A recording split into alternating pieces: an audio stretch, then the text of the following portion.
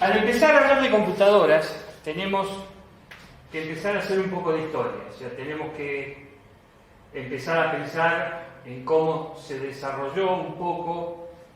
el elemento con el que trabajamos, que es la computadora. Y en realidad, el hombre siempre trató de hacerse la vida más fácil haciendo cosas que le ahorraran trabajo. Desde la fuerza, cuando inventó la palanca, el fuego para no tener que usar el calor corporal, usar el calor externo para cocinar los alimentos. El hombre siempre usó distintos tipos de herramientas. De hecho, por eso se dice que el hombre evolucionó en forma externa a su propio organismo. O sea, ha alcanzado a hacer cosas que su propia naturaleza no le permitía, merced al desarrollo de herramientas. Y obviamente, en la medida que el pensamiento humano evolucionó y que el hombre fue haciendo cálculos, que los cálculos se fueron haciendo cada vez más complejos, él trató de usar herramientas para realizar esos mismos cálculos. Entonces, en un principio, podemos encontrar toda una serie de computadoras mecánicas en las cuales los distintos tipos de engranajes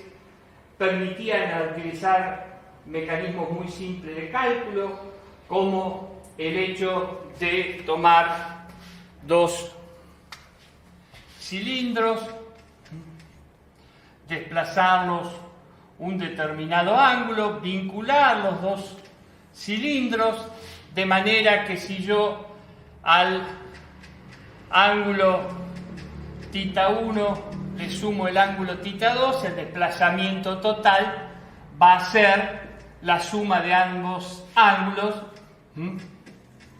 Y ese era un pequeño sumador inicial, los famosos ábacos o contadores. Todos estos elementos, básicamente de forma mecánica, llegaron a generar distintos elementos de cálculo. Había incluso unas máquinas de calcular mecánicas muy interesantes, la famosa computadora de Babbage y varios, incluso Galileo había desarrollado un principio de una máquina de cálculo. Pero básicamente, donde empieza la historia de la computación es durante la Segunda Guerra Mundial. Durante la Segunda Guerra Mundial, uno de los principales problemas que tuvieron los aliados, a través de la política de Eisenhower, que era producir mucha más cantidad de armas que la que pudiera ser destruida por el enemigo, se encontró con un problema de producción en la fabricación de cañones. Los cañones requerían un ajuste, una tabla de corrección de tiro, que tenía que obtenerse mediante cálculos y que era individual para cada cañón. O sea, no podía el proceso de producción de cañones prescindir de realizar los cálculos individuales de corrección para cada cañón. Eso obviamente llevaba una serie de tiempo que era muy grande y era uno de los principales cuellos de botellas en la producción de armas. Esos cuellos de botella llevaron a que se buscara una solución y en ese momento el matemático von Neumann propuso una máquina de cálculo que básicamente permitió realizar en un tiempo muy rápido esos cálculos y prácticamente no retrasar la producción de cañones. Obviamente, como toda máquina que demostró ser exitosa, y una vez que terminó los tiempos de paz, se le buscó aplicación en lo que hacen los estados cuando no hacen la guerra, que es cobrar impuestos. Entonces, la máquina de von Neumann fue trasladada al Tesoro, empezó a usarse como máquina base para el cálculo y cobro de impuestos, demostró ahí que el concepto aplicado a von Neumann era muy importante, se podía seguir realizando cálculos como se realizaba en la época de la guerra, y ahí quedó establecida como una máquina eficaz que rápidamente fue adoptada por otras industrias que eran las industrias líderes, las más importantes del sector. Y así surge lo que podríamos llamar la primera generación de computadoras, donde las computadoras eran básicamente habitaciones, se utilizaba como elemento base de cálculo el bulbo, o sea, el elemento que definía el bit era una válvula que era un elemento similar a una lámpara incandescente, que tenía un consumo similar, y obviamente las computadoras de esa época se asemejaban más a grandes salas de calefacción que a una computadora. El cambio se produce cuando las válvulas son reemplazadas por los transitores, donde un elemento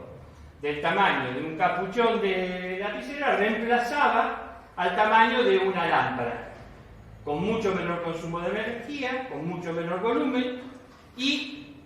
permitía realizar cálculos mucho más rápidos. Entonces se produce lo que se llama tercera generación en la evolución de las computadoras. Segunda generación. Cuando se produce el reemplazo de los transitores por los circuitos integrados, ahí aparece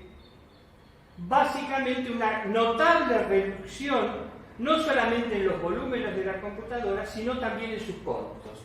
Y en esta época, hacia finales de esta época donde surgen los circuitos integrados, empieza una difusión de computadoras de bajo costo que prácticamente, o sea, hacia mediados, fines de los 70, donde se empiezan a aplicar pequeñas computadoras en algunas empresas pequeñas, se empiezan a realizar determinadas tareas de oficina con esas máquinas, empiezan a realizarse trabajos de hobbyistas, y básicamente para finales de los 70 y comienzos de los 80 empieza la verdadera evolución de las computadoras como máquinas realmente potentes. Surgen los primeros microprocesadores, básicamente surge IBM con su famosa computadora IBM PC, que era una computadora que tenía, según decía IBM, la capacidad de hacer los mismos trabajos que una gran computadora, pero a un costo notablemente inferior. Esas computadoras básicamente se imponen en el mercado y dan inicio a una generación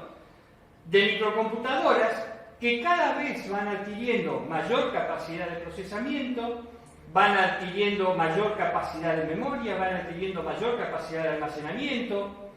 tienen una increíble capacidad gráfica. Entonces empieza la cuarta generación de las computadoras con la IBM PC y con la incorporación de los procesadores de alta escala de integración. Empieza, realmente se conoce como en la historia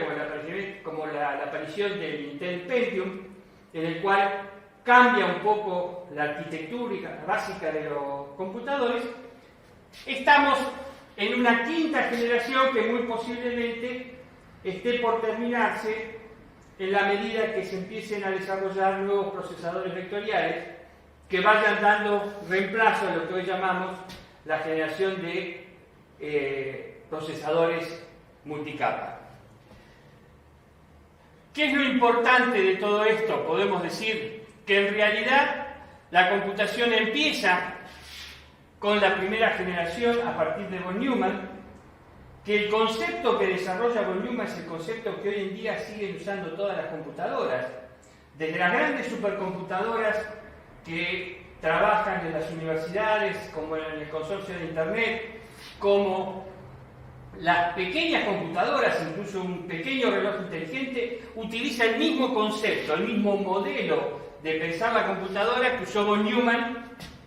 en la primera generación de computadoras. Y el desarrollo de los microprocesadores, que empieza en la época de los 80, los procesadores básicamente en esa época eran procesadores de 8 bits, hoy en día tenemos procesadores de 64 y posiblemente 128,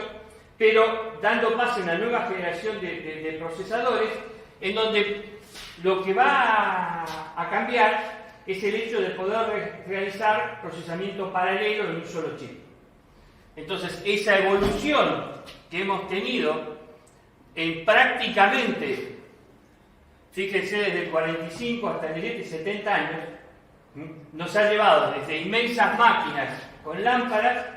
a capacidades de procesamiento, donde hoy un celular tiene quizás 1000 veces más capacidad de procesamiento de lo que tenía la primera computadora que realizó von Neumann. Ahora bien, este concepto de von Neumann